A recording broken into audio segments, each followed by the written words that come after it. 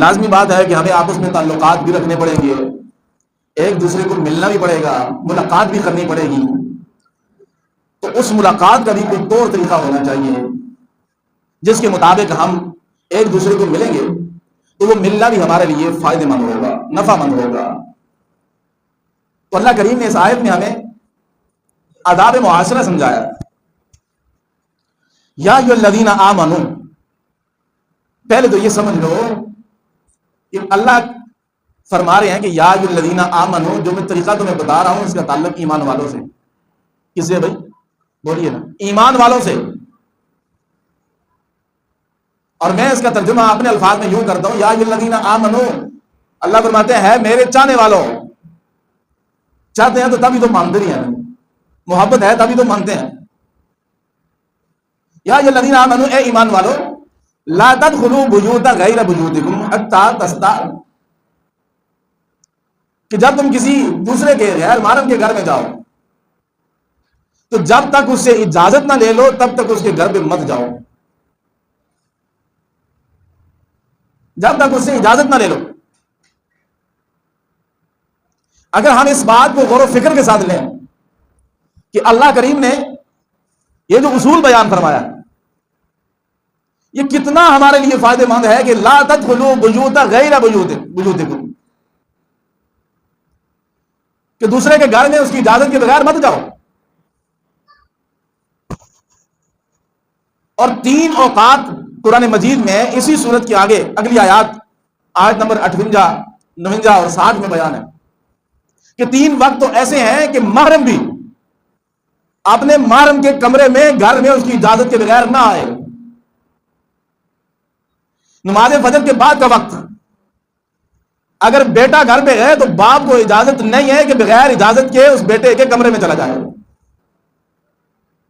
اولاد ہے تو اس کو بھی اجازت نہیں ہے کہ وہ بغیر اجازت کے باپ کے کمرے میں داخل ہو جائے۔ یہ پھر دوپہر کا ٹائم جو آرام کا ہے، قیلولہ ہم کرتے ہیں جس وقت میں، فرمایا اس وقت میں بھی اپنے ہی گھر میں اپنے محرم کے گھر پہ داخل مت ہو جاؤ۔ نمبر 3، رات عشاء کے بعد کا وقت۔ اب یہ اوقات ایسے ہیں کہ دیکھیں انسانی ضروریات ہر ایک کے ساتھ لگی ہوئی ہیں، بندہ اپنے کمرے میں تنہائی میں کسی بھی حالت میں ہو سکتا ہے، تو آپ بغیر بتائے بغیر اطلاع دیے جب ان کے کمرے میں جائیں گے ان کو بھی شرمندگی اٹھانی پڑے گی اور آپ کو بھی شرمندگی کا سامنا کرنا پڑے گا۔ تو پھر غیر محرم کے گھر میں کس طرح انسان بغیر پوچھے بغیر اجازت کے جا سکتا ہے؟ لا تدخلوا بیوت غیر بیوتکم، بغیر اجازت کے مت جاؤ۔ کیوں؟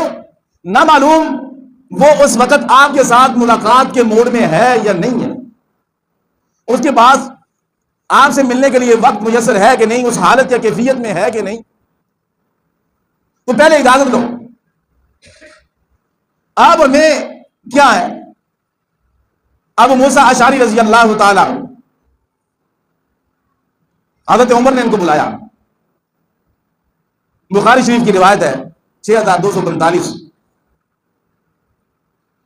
2062 میں بھی موجود ہے اور 530 نمبر پہ بھی روایت موجود ہے۔ یہ حضرت عمر کے دروازے پر آئے اور 3 دفعہ سلام کیا، اندر سے جواب نہیں آیا تو یہ واپس چلے گئے۔ امیر المومنین ہیں جن کے دروازے سے واپس جا رہے ہیں، کون ہے بھائی؟ بولو، امیر المومنین ہے۔ لیکن صحابہ کی نظر میں صرف اور صرف وقت تھی تو اس چیز کی تھی کہ محمد رسول اللہ صلی اللہ علیہ وسلم نے فرمایا کیا ہے اور کیا کیا ہے، ہمیں حکم کیا دیا ہے۔ آج کے زمانے کا کوئی بادشاہ ہو کسی کو بلائے اور پھر وہ اس طرح آئے اور 3 دفعہ سلام کرے، اندر سے جواب نہ ملے، پورا دن جب تک اس بادشاہ کے دربار پہ بیٹھ کے ذلیل نہ ہو، اگر واپس چلا جائے تو اس غریب آدمی کی گردن ہی اتر سکتی ہے، سزاؤں کا مستحق ہو جاتا ہے۔ اور جی وزیر اعظم کا انتظار نہیں کر سکا، ویٹ نہیں کر سکا، وزیر اعظم کو اتری آسمان سے مخلوق ہے، یہ دیکھیے امیر المومنین ہے، صحابی رسول 3 دفعہ سلام کرتے ہیں دروازے پہ، جواب نہیں ملتا، ابو موسیٰ اشعری واپس چلے جاتے ہیں۔ تو انہوں نے بلایا کہ تم نے بلایا تھا، آئے کیوں نہیں؟ فرمایا میں آیا تھا، میں کیا کیا تھا؟ آیا تھا، میں نے رسول اللہ سے یہ بات سنی ہے 3 دفعہ سلام کرو، گھر والا اجازت دے تو اندر چلے جاؤ، اجازت نہ ملے تو واپس چلے جاؤ۔ آپ کے گھر سے مجھے کوئی جواب نہیں ملا آپ کی طرف سے تو میں واپس چلا گیا۔ تو حضرت عمر نے کہا اس کو گواہ لاؤ کہ یہ روایت تم نے رسول اللہ سے سنی ہے۔ انہوں نے گواہ پیش کر دیا۔ دوسرے صحابی نے بھی آ کر کہا کہ ہاں بالکل ایسا ہی ہے، یہ روایت ایسے ہی نبی صلی اللہ علیہ وسلم نے فرمایا، میں نے بھی سنی ہے۔ تو حضرت عمر خاموش ہو گئے، کوئی سزا کا اعلان نہیں ہوا. یہ تو ضمنی بات تھی، میں نے سزا کا ذکر کیا. تو یہ طریقہ کہ بھائی دروازے پہ جاؤ، سلام کرو، جواب ملے تو میری اجازت طلب کرو کہ میں آپ کے پاس آنا چاہتا ہوں، آپ کے گھر میں داخل ہونا چاہتا ہوں. پھر وہ اگر اجازت دے تو ٹھیک ہے، ہاں ملے. اگر وہ کہہ دیں کہ یہ وقت نہیں ہے تو بغیر کسی ناراضگی کے، بغیر کسی خفگی کے اپنے گھر واپس چلے جائیں.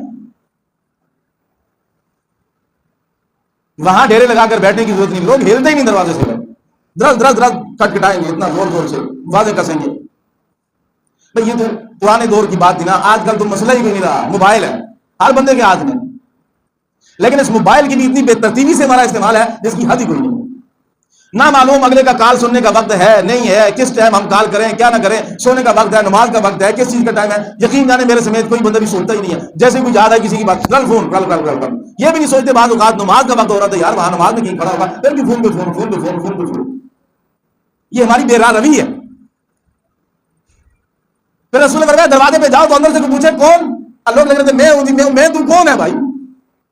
اللہ کے نبی صلی اللہ علیہ وسلم کی حدیث ہے، حضرت جابر رضی اللہ فرماتے ہیں کہ میں ایک دن آپ صلی اللہ علیہ وسلم کے بعد دروازے پہ آیا تو آپ نے پوچھا کہ کون ہے، میں نے کہا آنا.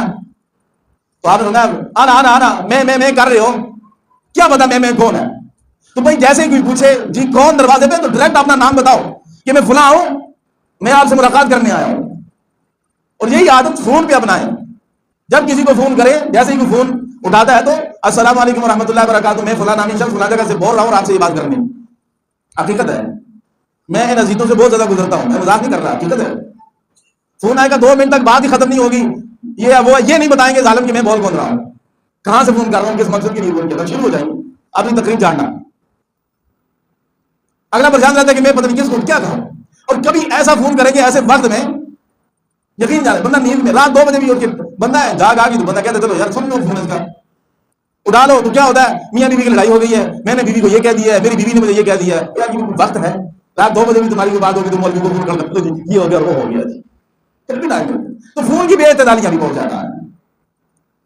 تو بھائی خلاصہ کلام یہ ہے کہ جب ہم کسی کے پاس جائیں تو پہلے ہم اجازت لیں اس سے.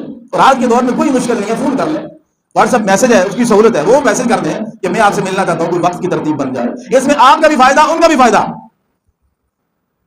آپ بغیر اجازت کے بغیر اطلاع دیے جب پہنچ جائیں گے، اگلا نہ جانے کس اپنی نہ کہانی مصروفیت میں ہو، پھر تم بعد میں آ کر اس کے ماتھے کے بٹوں کا ذکر کرو یار کیا بندہ اس کو ملنے گئے تو اس کا تو ماتھا ہی سیدھا نہیں ہو رہا تھا، اس کا تو منہ ہی سیدھا نہیں ہو رہا تھا، اس کا تو فلاں. اور بھائی پہلے تم سے کوئی پوچھے کہ تو اس وقت میں اس سے پوچھ کر گیا تھا.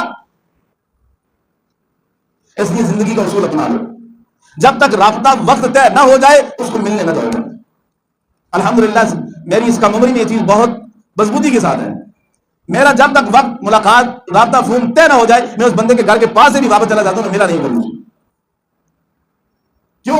اگر جائیں گے وہ کہتے ہیں اندر ہو بھی ہو گیا ٹائم نہیں ہے، ساری زندگی دل کے اندر نفرتوں کے درخت ہم لگاتے رہتے ہیں، میں گیا تھا اور مجھے ملا نہیں ہے. یہ نہیں سوچتے کہ ہم یہ کس وقت تھے، ہم پوچھ کر گئے تھے، رابطہ کر کے گئے تھے، نہیں تھے. تو اللہ نے فرمایا کہ بھائی یہ کسی کے گھر میں بغیر اجازت کے داخل ہے مت ہو. اور لوگ بڑے کھلے کھلے دل سے کہہ رہے ہوتے ہیں جی ہمارا تو ایک دوسرے کے گھر پہ آنا جانا ہے، ہمارا تو کوئی پردہ ہی نہیں ہے. ہاں جی، پھر بعد میں جب رو رہے ہو نا پوچھو کہ بڑے کھلے جلے تعلقات تھے جی، آنا جانا تھا جی، جی یہ نقصان ہو گیا. نعوذ باللہ بعض بیروبیے بے غیرتی کی انتہا کر جاتے ہیں، جس کو آپ اپنے گھر کی اجازت دے دیتے ہیں، ہر وقت اپنے پلیٹ کا حصہ بنا کر بیٹھتے ہیں، وہی آپ کی عزت کو تاثار کر کے چلا جاتا ہے. پرانے لوگ کہا کرتے تھے نا کہ ہر آدمی پلیٹ پر بٹھانے کے قابل نہیں ہوتا، ہر آدمی دسترخوان پہ بٹھانے کے قابل نہیں ہوتا، ہر آدمی گھر پہ چھوڑنے کے قابل بھی نہیں ہوتا. یہ جملہ کسی مسلمان کی زبان سے سن کر کتنی تکلیف ہوتی ہے. وہ جی ہمارا تو ان کے ساتھ بڑا کھلا ڈلا آنا جانا ہے جی، ہمارا تو کوئی پردہ ہی نہیں ہے. او تیری بیوی حضرت فاطمہ سے مقام میں اونچی چلی گئی ہے نا، اس کا پردہ نہیں ہے. اس کی بیوی حضرت عائشہ سے اوپر چلی گئی ہے نا، اس کا پردہ نہیں ہے. میرے پیغمبر صلی اللہ علیہ وسلم گھر پر تشریف فرما ہے، دستک ہوتی ہے، پوچھا جاتا ہے کون، جواب ملتا ہے عبداللہ ابن مکتوم. اللہ کے پیغمبر اپنی بیوی حضرت ام سلمہ کو کہتے ہیں پردہ کر لو. وہ کہتے ہیں یا رسول اللہ یہ صحابی آپ کا نبینہ ہے، اس کو تو نظر بھی کچھ نہیں آتا. فرمایا سلمہ وہ نبینہ ہے، تو نبی نہیں ہے. آج آنکھیں ہوتے دل ہوتے ہوئے ہم بڑے کھلے کھلے انداز میں کہہ رہے تھے جی ہمارا تو بڑا کھلا ڈلا لگا جی، ہمارے تو گھروں پہ آنا جانا بڑا کھلا ڈلا. بے غیرتی کی انتہا ہے. یہ عورت مرد دونوں غلطی کر رہے ہیں، کس وقت کر بیٹھیں گے کوئی معلوم نہیں ہے. اس لیے جب ہم اس طرح قرآن کے مسائل کو پس پش ڈالیں گے تو ہمیں نقصان ہی دیکھنا پڑے گا.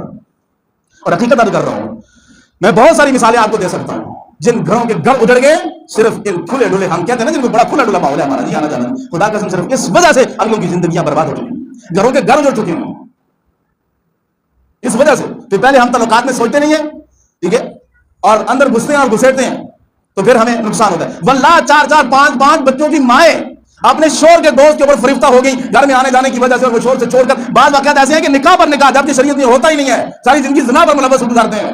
اتنے نقصانات ہو چکے ہیں ہوتے ہیں کہ بغیر پوچھے بلائے ہر بندے کو آ جاؤ جی آ جاؤ. میری بات سمجھ آئی بھائی؟ تو اس لیے ان چیزوں پر ہمیں کنٹرول کرنا پڑے گا. کیا کرنا پڑے گا بھائی بولیے؟ کنٹرول کرنا پڑے گا. کریں گے کہ نہیں کریں گے؟ یہ قرآن کی آیت ہے، یہ اصول ہے، اور یہ بڑے دکھ کے ساتھ عرض کر رہا ہوں، یہ ہم نے پڑھے لکھے لوگوں نے نامال کو چھوڑ دیا، سمجھدار لوگوں نے، جن کو بڑا سمجھدار سمجھا جاتا ہے، پڑھا لکھا سمجھا جاتا ہے. تو اس لیے کوشش کریں گے کہ نہیں کریں گے بھائی؟ ہاتھ اٹھا کر وعدہ کریں انشاءاللہ.